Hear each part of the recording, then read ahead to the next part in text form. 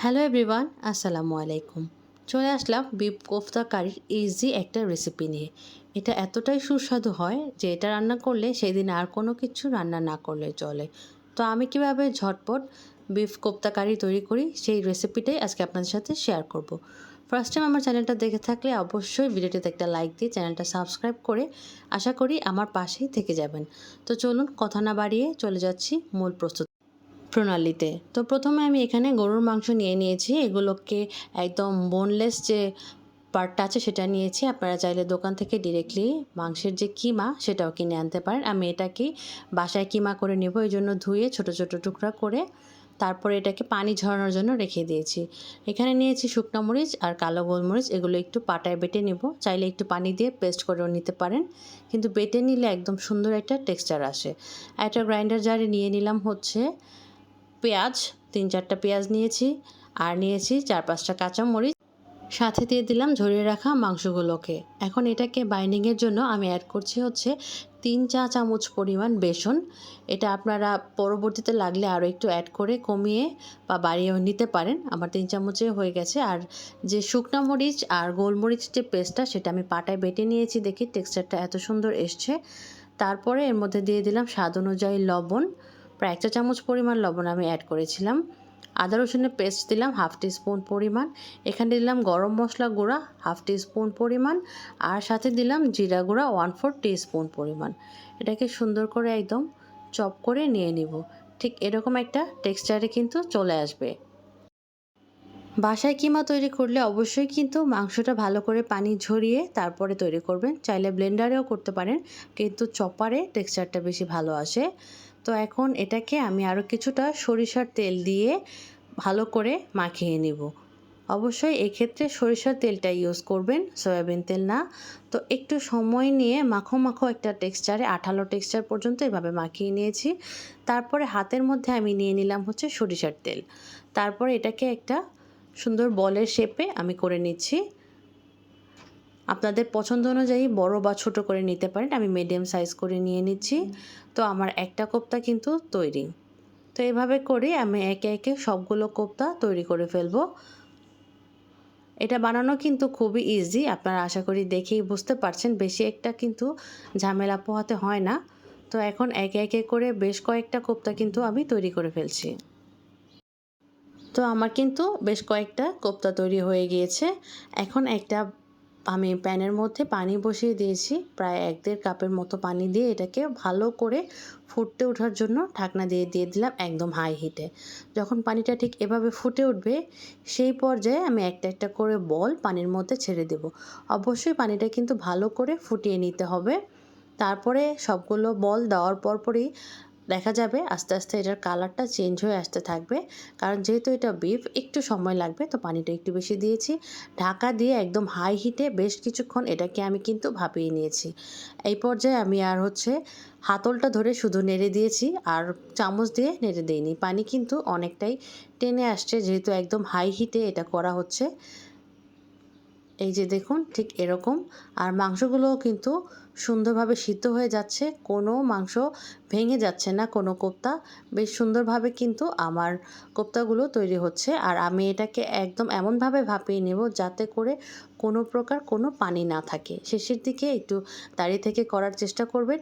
ঠিক এরকম যখন পানিটা একদমই ঝরে যাবে সেই পর্যায়ে কোপ্তাগুলোকে নামিয়ে নেব। এর আগে আমি নামাবো না।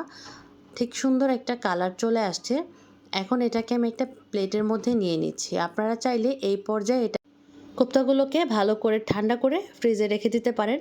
রান্না করার আগে বের করে রান্না করলেই হবে। আমি আজকে রান্না করেই আপনাদেরকে দেখাচ্ছি। তো এটাকে একটা সাইডে রেখে চলে যাব কোপ্তাগুলো ভাজতে। প্যান বসিয়ে দিয়ে এর মধ্যে দিলাম তেল। অল্প কিছুটা তেল দিয়ে দিয়েছি। তেলটা একটু গরম হয়ে আসার পরে আমি কোপ্তাগুলোকে তেলের মধ্যে দিয়ে দিলাম। যদি আপনারা শুধু ভাজা খান তাহলে অবশ্যই আরেকটু বেশি সময় নিয়ে এটাকে ভেজে নেবেন। যেহেতু আমি এটাকে আবার রান্না করব, অতিরিক্ত পরিমাণ ভাজলে হয় কি উপরের অংশটা বেশি শক্ত হয়ে যায়। তো রান্না করব বিধায় মিডিয়াম টু লো ফ্লেমে এটাকে সুন্দর একটা হালকা কালার আসা পর্যন্ত আমি ভেজে নিব, এর বেশি না। তারপরে এটাকে এখন এই পর্যায়ে সুন্দর কালার চলে আসছে, আমি নামিয়ে নিব। চলে যাব রান্নার জন্য। প্যান বসিয়ে দিলাম, দিয়ে দিলাম হচ্ছে তেল। তেলটা একটু বেশি দিয়েছি যেহেতু কোপ্তাটা একটু ঝোল ঝোল রাখবো সেই জন্যই। তো এখন এর মধ্যে কিছু কাঁচা মশলা দিয়ে দিলাম, দারচিনি, এলাচ, তেজপাতা, সব কিছু তেলের মধ্যে একটু সুন্দর করে ভেজে নেব যাতে সুন্দর একটা ঘ্রাণ চলে আসে মশলার। তারপরে দিব পেঁয়াজ, 2টা পেঁয়াজ কুচি করে কেটে রেখেছিলাম, সেই পেঁয়াজটা দিয়ে দিলাম তেলের মধ্যে। পেঁয়াজ আর মশলাগুলোকে কিছুক্ষণ একটু ভেজে নিব, সুন্দর একটু পেঁয়াজটা নরম হয়ে যাওয়া পর্যন্ত আর একটু কালারটা চেঞ্জ হয়ে আসা পর্যন্ত এটাকে ভেজে নিব। ঠিক এরকম যখন একটু নরম হয়ে কালার চেঞ্জ হতে থাকবে সেই পর্যায়ে দিলাম লবণ।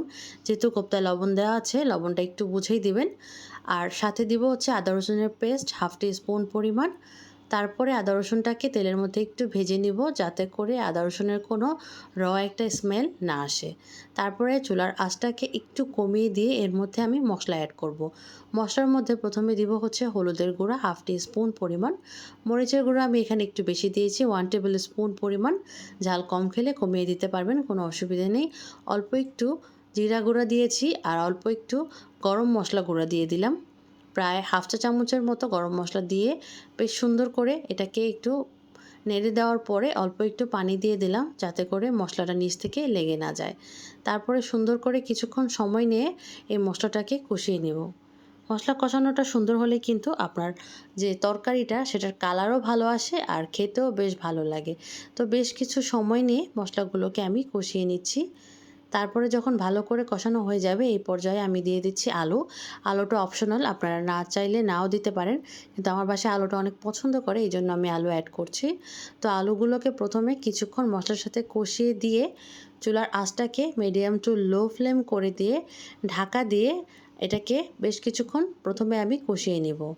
অনেকক্ষণ কিন্তু আলুটাকে কষানো হয়েছে, কালারটা দেখেই বোঝা যাচ্ছে যে কালারটা চেঞ্জ হয়ে আসছে। তারপরে দিয়ে দিলাম ভেজে রাখা কোপ্তাগুলোকে। একটু সাবধানে আলুটা কোপ্তাটা বেশ সুন্দর করে মশলার সাথে মাখিয়ে নিতে হবে সময় নিয়ে। আর হচ্ছে এই পর্যায়ে কাঁচামরিচও অ্যাড করে দিলাম, চাইলে ফালি করে কেটেও দিতে পারেন, আমি আস্ত দিয়ে দিচ্ছি।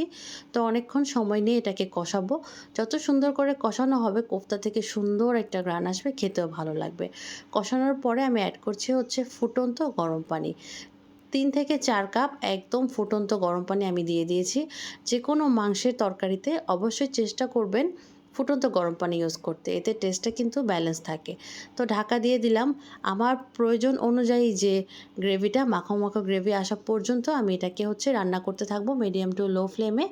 এর মধ্যে দেখুন আলুটাও সুন্দরভাবে গলে গিয়েছে আর কোফতাটাও কিন্তু সুন্দরভাবে রান্না হয়ে গেছে। পরিমাণ মতো দিয়ে দিলাম টালা জিরার গুঁড়া, এটা অবশ্যই দিবেন, এতে করে টেস্টটা অনেক ভালো আসে। তো আমি আরেকটু টানিয়ে এটাকে নামিয়ে নিয়েছি। ঠিক এরকম একটা টেক্সচারে আসার পরে আমি এটাকে নামিয়ে নিয়েছি। আশা করি আমার এই ভিডিওটা দেখে আপনারা একবার হলেও ট্রাই করবেন। আর এটা খেতে যে কতটা টেস্টি হয় না রান্না করলে বুঝবেনই না। ভালো থাকবেন, আল্লাহ হাফেজ।